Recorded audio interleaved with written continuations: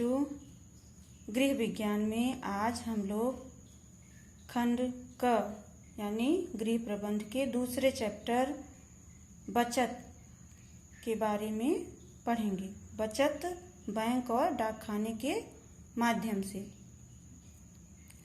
तो पारिवारिक जीवन को सुचारू रूप से चलाने के लिए परिवार के सदस्यों की अधिक से अधिक आवश्यकताओं की पूर्ति के लिए प्रयास किया जाता है। सभी आवश्यकताओं की पूर्ति के लिए कुछ न कुछ व्यय भी करना पड़ता है। इसलिए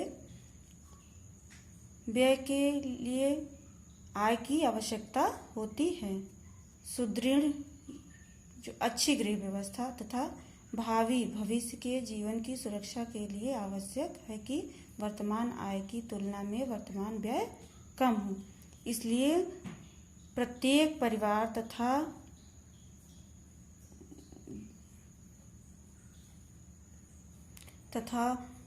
जो विवेकशील गृहिणियां होती हैं परिवार की, अपना पारिवारिक बजट इस प्रकार से बनाती हैं कि पारिवारिक आय पारिवारिक व्यय से कम हो। व्यय कम होने की स्थिति में आय का जो अंश बचता है, जो आय का जो भाग बच जाता है, उसे ही पारिवारिक बचत कहा जाता है। इसलिए यहाँ पर पारिवारिक बचत का अर्थ है पारिवारिक आय में से परिवार की वर्तमान आवश्यकताओं की पूर्ति के लिए व्यय करने के उपरांत जो धनराशि शेष रह जाती है वह पारिवारिक बचत कहलाती है। यानी पारिवारिक आय का जो हम अपनी वर्तमान आवश्यकताओं की पूर्ति के लिए, आवश्यकताओं को पूरा करने के लिए खर्च कर देते हैं, इसके बाद खर्च करने के बाद जो कुछ भी धनराशि बच जाती है वो हमारी बचत कहलाती है। बचत के अर्थ को जान लेने के बाद अब हम लोग बचत के महत्व को समझेंगे कि बचत क्यों किया जाता है, क्यों करना चाहिए, उसका क्या महत्व है। तो जैसा कि हम जानते हैं, बचत आय का ही एक अंश होता है, वह भाग होता है जो भविष्य की आवश्यकताओं की पूर्ति के लिए व्यय में से बचाकर उसको उत्पादक कार्यों में विनियोग किया जाता है। अगर बचत को घर में रखा जाए, पैसे को बचाकर घर में रखा जाए तो उससे कोई लाभ नहीं होगा। इसलिए बचत वही होता है जिसे उत्पादक मतलब कार्यों में विनियोग किया जाए ताकि वृद्धि हो, तो वो बचत होता है। यह परिवार और समाज, राष्ट्र के लिए, सभी के लिए अत्यंत महत्वपूर्ण होता है। तो बचत के महत्व को हम लोग निम्न बिंदुओं द्वारा भी सरलतापूर्वक समझ सकते हैं।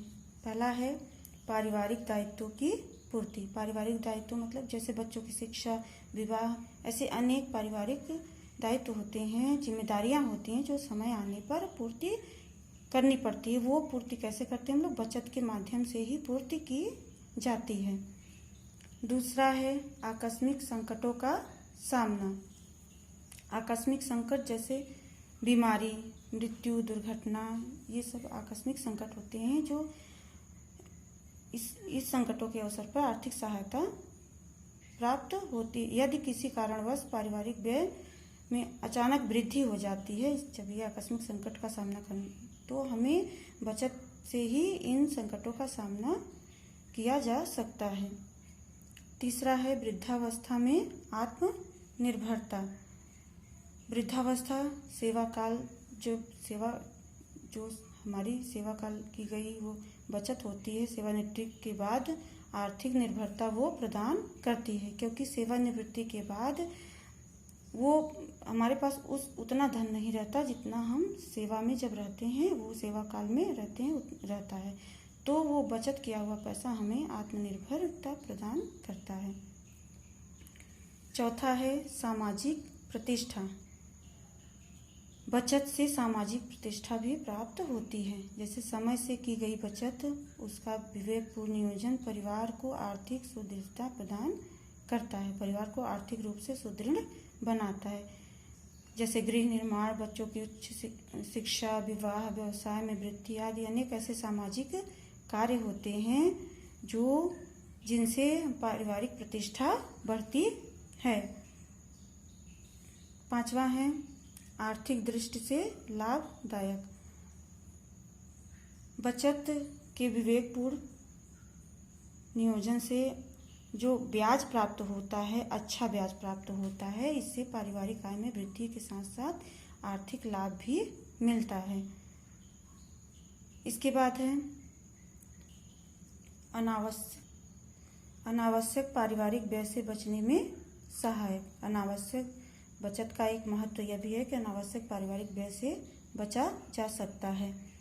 परिवार द्वारा यदि नियमित बचत करने को ठान लिया जाए तो परिवार कुछ आवश्यक व्ययों से भी बच जाता है, जो जरूरी नहीं होती ऐसे व्ययों से बच जाता है। 7वां है अवकाश का समय अच्छे ढंग से व्यतीत करने में भी सहायक। अवकाश जैसे सेवानिवृत्ति के बाद जब अवकाश का समय होता है तो जो हमारे बचत किए हुए पैसे होते हैं उनसे हम कहीं यात्रा कर सकते हैं, कहीं घूम फिर सकते हो, हमारे समय का सदुपयोग हो सकता है। अपनी रुचि अपनी इच्छा के अनुसार कहीं भी हम आ जा सकते हैं, उस समय का सदुपयोग कर सकते हैं। 8वां आरामदायक एवं सुविधाजनक वस्तुओं की खरीद में सहायक। जो हमारे बचत के पैसे होते हैं, नियमित बचत करने वाला व्यक्ति ही जैसे आरामदायक वस्तुओं की खरीदारी कर सकता है। टीवी, फ्रिज, कपड़े धोने की मशीन, मोटर गाड़ी, ऐसी जीवन की बहुत सी चीज़ें होती हैं जो आरामदायक और सुविधाजनक होती हैं और ये हमको आराम देने वाली वस्तुएं हैं। इनको हम अर्जित किए हुए बचाए हुए पैसों से ही खरीद सकते हैं, उनका लाभ उठा सकते हैं। 9वां है राष्ट्रीय योजना के संचालन में सहायक। राष्ट्रीय योजनाओं के संचालन, जो राष्ट्रीय योजनाएं होती हैं उनके संचालन में धन की बहुत ज़्यादा ज़रूरत होती है। देश के जो परिवार हैं उनके द्वारा जो बचत की गई, क्योंकि वो बचत जो पैसे की बचत करते हैं वो बैंक, डाकखाने आदि के माध्यम से उसमें निवेश करते हैं, तो वो उस पैसे को सरकार जो प्राप्त धन हो जाता है तो उस दशा में राष्ट्रीय योजनाओं का संचालन में सहायक होता है। ये हमारे बचत के महत्व हैं। इसके बाद बचत के विनियोग के साधन। बचत हम कैसे करें कि हमारी जो बचत में है वो वृद्धि हो, हमको उससे अधिक से अधिक लाभ हो। तो बचत विनियोग के साधन बैंक और डाकखाने के माध्यम से हम बचत करेंगे। तो यहाँ कई साधन हैं, अपने बचत के विनियोग के कई साधन हैं। पहला है डाकखाना, दूसरा बैंक, तीसरा विभिन्न बीमा योजनाएं। बीमा योजनाओं के अंतर्गत अपना पैसा बीमा कराने के बाद भी उसमें वृद्धि समय एक निश्चित समय के बाद हमको निश्चित धनराशि प्राप्त होती है। इसके बाद चौथा है भविष्य निधि योजना। इसमें भी बचत का विनियोग किया जाता है। सार्वजनिक भविष्य निधि योजना, सरकारी ऋण समितियां, भारतीय यूनिट ट्रस्ट, ये सभी बचत विनियोग के साधन हैं। अब हम लोग यहाँ पर बचत विनियोग, डाकखाना और बैंक के माध्यम से कैसे बचत का विनियोग किया जाता है उसके बारे में जानकारी प्राप्त करेंगे।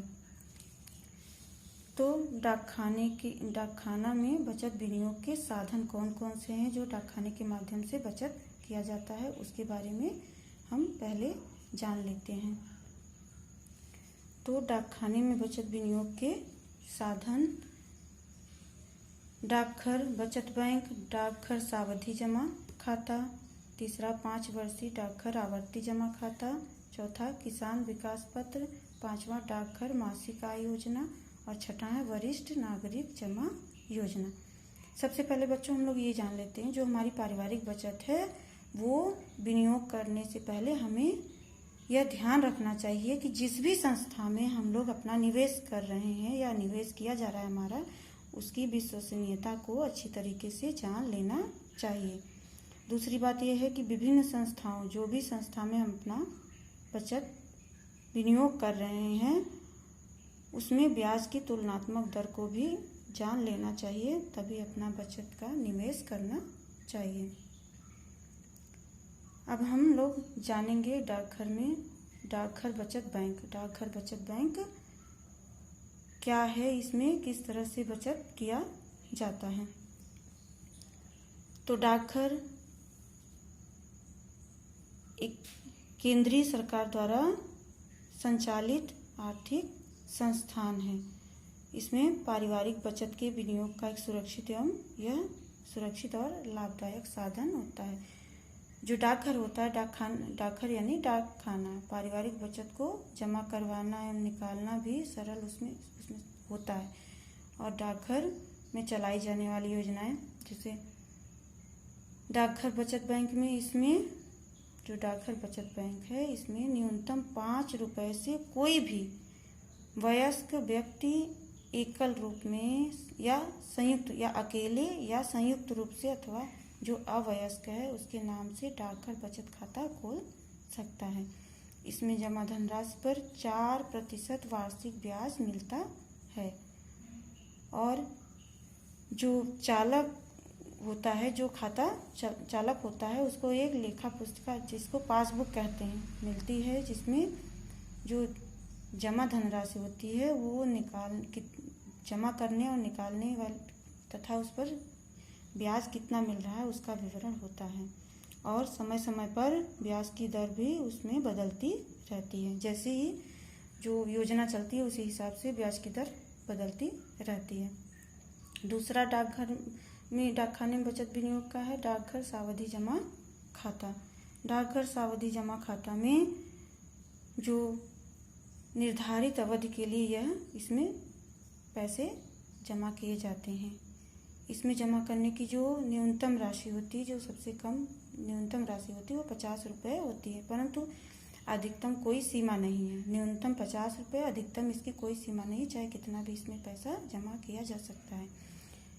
और इस योजना के अंतर्गत जो डाकघर सावधि जमा खाता योजना है, इस योजना के अंतर्गत तिमाही चक्रवृद्धि के आधार पर वार्षिक ब्याज दिया जाता है। वार्षिक ब्याज की दर होती है 1 वर्ष के लिए 6.25%, मतलब 6.25%, और 2 वर्ष के लिए 6.50% और 3 वर्ष के लिए 7.25% तथा 5 वर्ष के लिए 7.5%। इस तरह से इस योजना के अंतर्गत आवश्यकता पड़ने पर निर्धारित जो अवधि होती है, खाता बंद करने के बाद भी अपना धन वापस लिया जा सकता है। जो निर्धारित अवधि होती है जमा करने की, अगर उससे पहले हम अपना खाता बंद करते हैं तो भी हमको वो अपना जो पैसा जमा किए हैं उसमें वो हमको वापस मिल सकता है। तीसरा है 5 वर्षीय डाकघर आवर्ती जमा खाता। इसमें 10 रुपये प्रतिमाह या 5 के गुणांकों में, जैसे 10 रुपये प्रतिमाह उसमें जमा करें या फिर 15, 20, इस तरह 5 के गुणकों में खाता खोला जा सकता है। और अधिकतम राशि की कोई सीमा नहीं होती, चाहे जितना भी राशि उसमें जमा की। इस योजना के अंतर्गत यदि 10 रुपये प्रति माह के हिसाब से 5 वर्ष तक पैसा जमा किया जाता है तो उसके अंतर्गत 728.90 मिल जाते हैं। अब पूरा जो परिपक्वता, मतलब जो अवधि पूरा समाप्त होने पर उस 728.90 उसको मिलते हैं, जो 10 रुपये प्रति माह जमा करता है 5 वर्ष के लिए। अब है चौथा किसान विकास पत्र। किसान विकास पत्र में यह बचत योजना 9 वर्ष 5 माह में इसका धन दुगना होता है। किसान विकास पत्र की जो होती है उसमें 500 रुपये, 1000, 5000, 10,000 के मूल्य अंकित होते हैं। एक पत्र होता है उसमें 500 रुपये, 1000, 5000, 10,000 इतने उसमें अंकित होते हैं और जो सभी डाकघरों में मिलते हैं। और अधिकतम की कोई सीमा नहीं है तथा ये आयकर से भी छूट होती है। अगर कोई किसान विकास पत्र खरीदता है तो उसको उस पर कोई आयकर देना नहीं होता है। 5वां है डाकघर मासिक आय योजना। डाकघर की इस योजना के अंतर्गत कोई भी व्यक्ति अकेले या संयुक्त रूप से खाता खोल सकता है। इस खाते में न्यूनतम जो राशि होती है वो 1000 होती है और एकल अगर अकेले वो खाता खोलता है तो 4.5 लाख रुपए तथा अगर संयुक्त खाता उसमें खुलता है, उसमें जमा करता है पैसा, तो 9 लाख रुपए तक की जमा कर सकता है। इसकी एक सीमा है। बाकी और जो इससे पहले ये थे विनियोग के साधन, उसमें पैसे जमा करने की कोई सीमा नहीं थी, लेकिन डाकघर मासिक आय योजना में इसमें रुपए जमा करने की सीमा है। यह 6 वर्षीय योजना है। इस योजना की जो ब्याज दर है वो 8% है और इस खाते में 12,000 रुपये जमा कर दिए जाएं तो 80 रुपये प्रति माह ब्याज मिलता है। पूरे 6 वर्ष खाता रखने की स्थिति में 5% बोनस भी मिलता है। अब है अंतिम वरिष्ठ नागरिक जमा योजना। वरिष्ठ नागरिक जमा योजना ऐसी योजना है जो 60 वर्ष से अधिक आयु वाले व्यक्ति के 15 लाख तक जमा कर सकता है। इस योजना में उसको 8.4% की ब्याज दर दिया जाता है। ब्याज का भुगतान तिमाही रूप में किया जाता है, मतलब जो ब्याज का भुगतान होता है 3 महीने में किया जाता है। तो बच्चों, ये हमारे सब जो हैं ये डाक खाने में बचत विनियोग के ये साधन हैं। इस सब साधनों के जरिए हम अपना पैसा डाक खाने में विनियोग कर सकते हैं।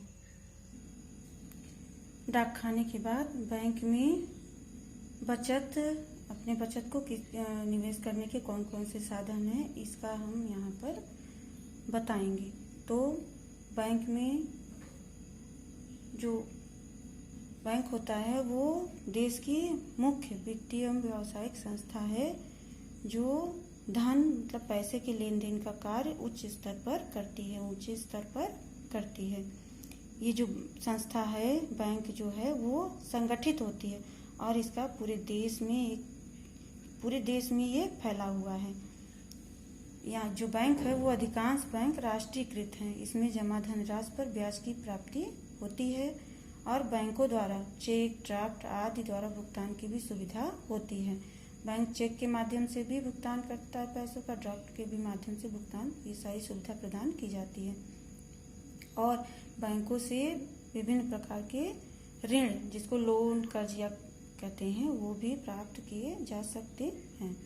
तो बैंक के माध्यम से जो विनियोग किया जाता है उसमें है पहला बचत खाता। बचत खाता में पैसे जमा करके उसमें अपनी बचत को विनियोग किया जाता है। तो बचत खाता क्या होता है?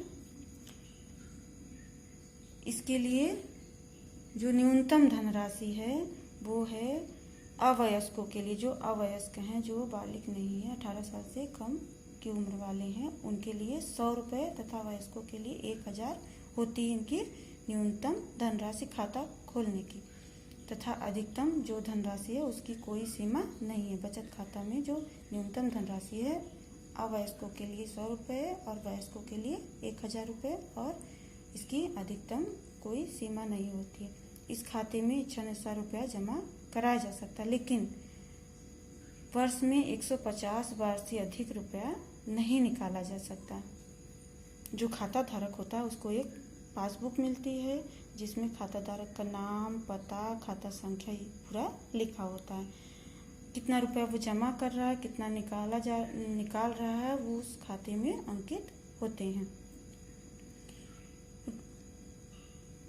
जो इसके बाद उसको चेकबुक भी, चेक के माध्यम से रुपया निकालने की भी सुविधा बैंक में को प्राप्त है। तो रुपया जमा करने व निकालने के लिए जो पासबुक मिलता है उसमें निकासी की गई, जो चेक से निकासी की जाती है उसका भी उसमें विवरण अंकित रहता है। बचत खाते में जो जमा धनराशि होती है उस पर 4% वार्षिक दर से ब्याज मिलता है। ब्याज की दर समय समय पर रिजर्व बैंक ऑफ इंडिया के निर्देशानुसार बदलती रहती है। जो घरेलू छोटी बचत के लिए खाता खोला जाता है उसमें जो जमा धन सुरक्षित रहता है, आवश्यकता पड़ने पर तुरंत निकाला भी जा सकता है। तो ये बचत खाता में इस प्रकार से हमको धन इतना जमा करने का लाभ प्राप्त होता है। इसके बाद है दूसरा चालू खाता। चालू खाता जो होता है, इसमें जो खाता धारक होता है वो कभी भी किसी भी समय पैसा जमा कर सकता है और निकाल भी सकता है। इसमें खाता धारक केवल चेक द्वारा ही रुपया निकाल सकता है। इस खाते में जो जमा धन होता है उस पर कोई ब्याज नहीं मिलता, बल्कि खाता धारक को ही उसमें कुछ सेवा शुल्क बैंक को देना पड़ता है, क्योंकि वो किसी भी समय पैसा उसमें डाल सकता है और निकाल सकता है। निकालने की कोई लिमिट नहीं होती कि चाहे दिन में कई बार वो निकाले, तो इसलिए उसको बैंक को सेवा शुल्क देना पड़ता है। सामान्य रूप से व्यापारी वर्ग ही इस प्रकार का खाता खोलता है। इस खाते के माध्यम से ही व्यापारिक लेन देन करता है। घरेलू बचतों को भी चालू खाता, जो घरेलू बचत होते हैं उसके लिए चालू खाता उपयुक्त नहीं होता, क्योंकि उसमें कोई ब्याज नहीं मिलता। तीसरा है घरेलू जमा खाता। यह खाता जो निम्न मतलब छोटे आय वर्ग के और मध्यम आय वर्ग के होते हैं उनके लिए लाभकारी होता है।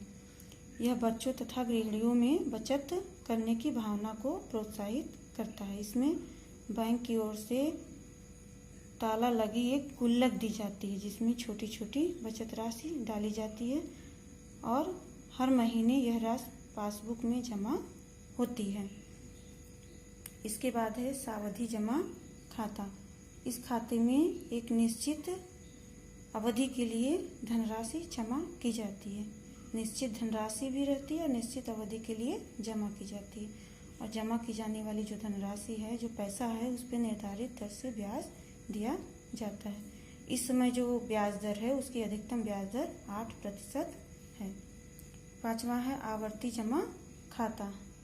आवर्ती जमा खाता, इसमें आवर्ती जमा खाता में 5 रुपये या इसके गुणक, जैसे 5 है तो 10, 15 निश्चित, ये भी निश्चित अवधि के लिए खाता खोला जाता है। इसमें प्रत्येक माह निश्चित की गई धनराशि नियमित रूप से जमा करनी होती है और अवधि पूर्ण होने पर रुपया ब्याज सहित मिल जाता है। इसकी जो अवधि मतलब समय है 12 महीने से 120 महीने तक की होती है। तो बच्चों, बैंक के माध्यम से जो हम बचत करते हैं, जो अपना विनियोग करते हैं, बचत का विनियोग, उसमें बचत खाता, चालू खाता, घरेलू जमा खाता, सावधि जमा खाता और आवर्ती जमा खाता है। इसके माध्यम से हम अपने बचत का विनियोग करते हैं। इसके बाद है बैंक में हम रुपया जमा करते हैं तो उसके हमको क्या क्या लाभ हैं। बैंक में रुपया जमा करने के लाभ, बिना लाभ के कोई भी कार्य नहीं किया जाता। तो बैंक में हम क्यों पैसा जमा कर रहे हैं, उसके क्या क्या लाभ हैं, ये भी जानना बहुत ज़रूरी है। तो पहला है धनराशि पर ब्याज की प्राप्ति। जो भी हम पैसा जमा करते हैं, जो भी धनराशि बैंक में जमा करते हैं, निवेश करते हैं, उस पर हमको ब्याज मिल जाता है और सुरक्षित भी रहता है। इस प्रकार हमारा बचत मूलधन वृद्धि के साथ ही प्राप्त होता है। जो भी हमारा बचत होता है वो मूलधन, बल्कि उसमें बढ़ोतरी जो ब्याज मिलता है उसके साथ हमको प्राप्त होता है। दूसरा है धनराशि की सुरक्षा। जो हमारा धन है बैंक में सुरक्षित रहता है। परिवार मेहनत करके जो आय प्राप्त करता है और इसके बाद वो बचा कर रखता है, तो वो ऐसी संस्था के माध्यम से ही बचाना चाहेगा जिसमें उसका वो धन सुरक्षित रहे। तो परिवार द्वारा बचाई गई धनराशि बैंक में इसलिए जमा करवा दिया जाता है ताकि वो धनराशि वहाँ पर सुरक्षित रहे। और वास्तव में ही जो जमा धनराशि होती है वो बैंक में अत्यंत सुरक्षित मानी जाती है। इसलिए बैंक बचत के विनियोग का सबसे अधिक विश्वसनीय माध्यम है।